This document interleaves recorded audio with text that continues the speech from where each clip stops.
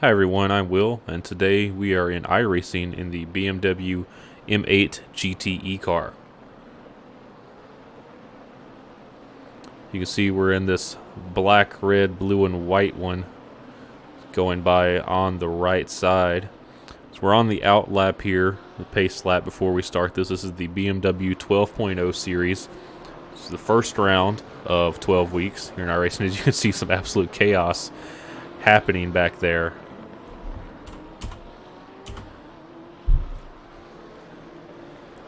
Already, but in this series, this is the first one I'm trying to take seriously in a while. All I've really done in iRacing for some time is just kind of mess around in the MX-5 Cup car and do some races where I don't really have to practice ahead of time.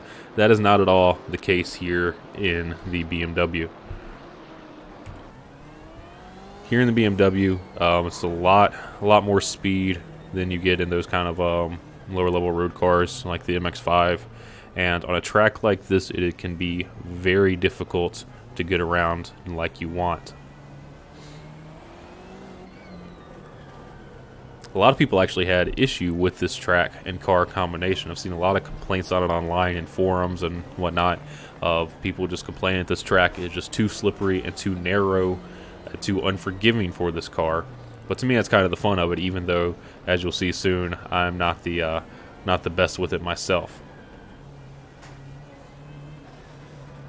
But anyway, we're coming down this stretch before the last turn, getting ready to start the race. We are starting, I believe, in 10th place in this. Had a not great qualifying, and qualifying is really all important in this series. You see the Porsche pace car going right there. We're going around the final corner, giving it a little throttle, and we're going to get this race underway. So, as you can see, not the greatest start. We've already got people in front of us pulling away. And let's see here, you can see that very, I don't know what you call that very artsy car next to us with all the different colors. I think it's one of the BMW art cars probably. It's kind of, he was beside of us, now he gets contact from behind. We're kind of all to ourselves now, but that doesn't mean it's great. As you can see, I just barely go out into that grass, and it is all over. We lost the race, and someone has followed us right behind. So, not a great start. So when something like this happens, you can see cars are just everywhere, having to be easy here. There's someone coming from behind, presumably lost in turn one. There's that art car again, nearly punched us out into oblivion. But luckily, we make it through. But with this series, I've noticed that really, if you wanted to, if you're not in the top split, you could just start from the pits and just drive consistent laps on this track, drive, mid 108s, and you'd probably end up in the top 10, maybe even top 6 or 7, just because so many people, like myself, are just going out into oblivion, just driving. There goes one there, just out into nowhere, and it's just chaos out here. But we're ending the first lap in, let's see, we're probably going to be in 14th position, no, 16th, what's saying now. And we are all by ourselves. We got that art car that nearly punted us when rejoining the track. But we're kind of all to ourselves. At this point, it's just going to be all about being consistent and getting some hot laps in, trying to put up some good times, trying to catch up to the cars in front of us. Right now, we've got a 4.2 second gap. As I say that, it's going down quite a bit, so he must not have... Oh, well, that's why right there. So that's one position back right there. Just no problem whatsoever. Cars are just going off the track left and right. And here you can see another mistake. Luckily, this one didn't take me off the track, but coming in too hot there, just sliding a little bit, brakes locking up on me. Be very careful with your braking in this car. And now we're going to be up, looks like I'm in the 14th, and we've got about a 6-second gap now to Roman Belinsky in 13th. Oh, yeah, 13th.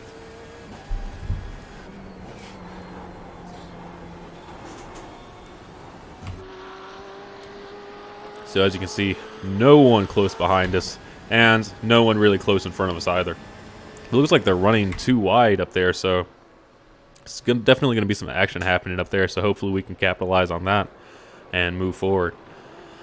No one off in turn one for once this time, though, so at least everyone's figured that one out.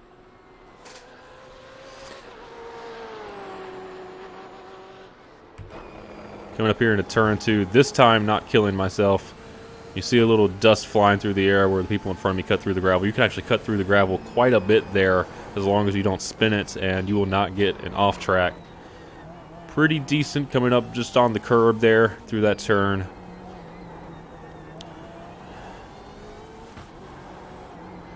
And you can see they're not completely out of range up there, so we do have some kind of hope. We have something to aim for, trying to get up there into 13th position. About 4.5 seconds between 13th and us now, with Roman Belinsky in that number 9 car. As you can see here, looking at the bottom right hand screen, my overlay, this isn't a very high ranking race here. We're pretty far on the high end here of iRatings with 1.6 thousand or 1,600, and that's not a lot. You'll hear a lot of people say it's not even real racers until you hit about 2,000, which is really my goal right now. And as you can see, my safety rate at this point needed a little help, so thankfully it's gone up quite a bit since that race. Here we are still chasing down the 13th position, but now Roman, who was in 13th, has moved up into 12th, and Ronald down into 12th, so we've only got 1.5 seconds to get up another position here. You see that green and black M8 up in front of us. See if we can catch up to him. Very pretty track out here, lots of green. Kind of reminds me of a miniature VIR almost, just not nearly as many elevation changes, but it is a similar, slippery, thin track. A lot of grass everywhere, a lot of trees, not a lot of grandstands all over the place.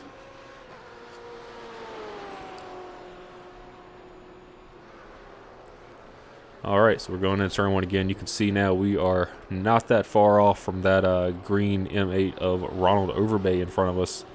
Less than a second now, as he's not terribly fast through turn 1. Hopefully we catch up to him there. Let's see. You can see I'm just so careful through that turn 2 there after that first lap travesty. I did not want to repeat that. And a big reason for that was, it was all my fault, of course, but it's one of those things that may not have happened if I was driving that exact same line and made that exact same mistake as I did on first lap if I did it on, say, the 4th or 5th lap when the tires are warmed up. And the tires being warmed up is a huge difference maker here in the M8, as we are now right on the bumper of Ronald in front of us. Let's see if we get by. He slowed through that last right-hander, and we are past, but you can see that car very large in that rear view camera. We are pulling away little by little. Going to be about a full second, it looks like, by the time we get into turn 1, as the race is now halfway over, just at the 6-minute mark of 12 minutes. I do like the length of these races. The only real problem with it is it doesn't feel very rewarding if you're in a situation like I am, where you're trying to hunt down the cars in front. There's a large gap to the cars in front that you are able to pull down. You don't have much time to really do that. You're really only racing the cars within a couple seconds of you, and anyone else, the only way you're getting up to them is if they make serious mistakes. But we are about 2.5 seconds back now from Roman. Still trying to catch up to him, but I believe that's closer than we were earlier on. We get through this little tricky right, left, right section. This little S-curve. Trying to get flat out, not quite. It's very difficult, very sketchy to put it flat out through there, at least for me. But I do not claim to be the fastest driver alive by any means.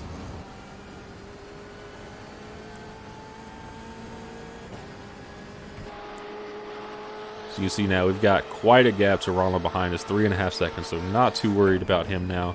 We're just kind of putting in some hot laps and seeing what happens.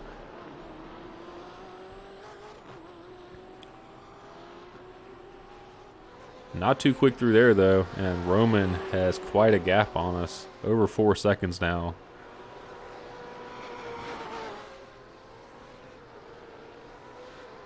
But look at that. Andrew here made a mistake from 11th place, and we were able to get past him, get past that white car there. But he probably is faster than me since he was up ahead of me, so we'll see if I was able to to keep this position or not. You can also see that the man who was in third, now it shows he's in fourth, who's the person in third, has passed the line. OTO, I'm going to say, is now in front of us, and he must have made a big mistake there to end up back in that spot. But so far, we are holding our position over Andro behind us. We're coming in here with similar eye range. You can see we're in the number 8 car, they're in the number 6, so not a huge difference there. They're looking towards the inside, don't quite have it into turn 1, but he is very close, about 0.2 of a second behind us. And that white M8 is looking very large in that rear view camera. Up on the curb, getting a little more brave with turn 2 than we were earlier. And look at that, he is just out. He is going for a hike in the grass. But he keeps it, he gets it back on the road and is still going behind us. And now we've got about a second to him. And he's probably a little frazzled after that. So hopefully he takes it easy and isn't quick to try to get back up to us and take that position.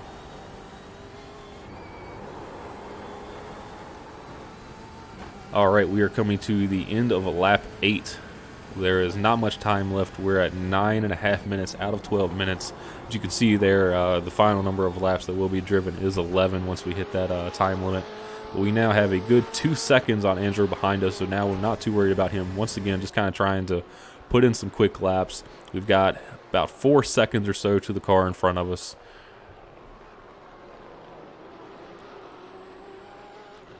So at this point, with this little amount of time left, all I'm worried about is making sure that I'm consistent and I don't make mistakes so no one can come up and take what little bit of a position I have. You can see we started off with, I'm not sure, probably 17 or 19 cars. We're down to 14 now, and I'm in the back of it all. So definitely not my greatest race of the week. I believe this was my first race of the week trying this new car and track. It's been a little time trying to get accustomed to it, but really I realized my problem after this race and after another race after it, my problem was that I wasn't practicing on cold tires.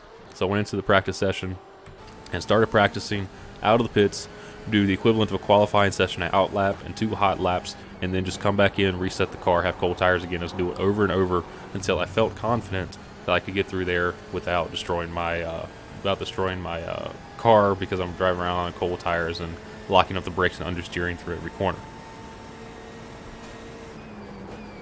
So here we go, race winding down to an end here on lap 10 of 11. Just over a minute left in the race, and we are still looking at 3 or so seconds to the man in front of us and 2 seconds to the man behind us. So thankfully, as long as we don't make any mistakes, we're still going to hold this position. Not where we want it to be, though.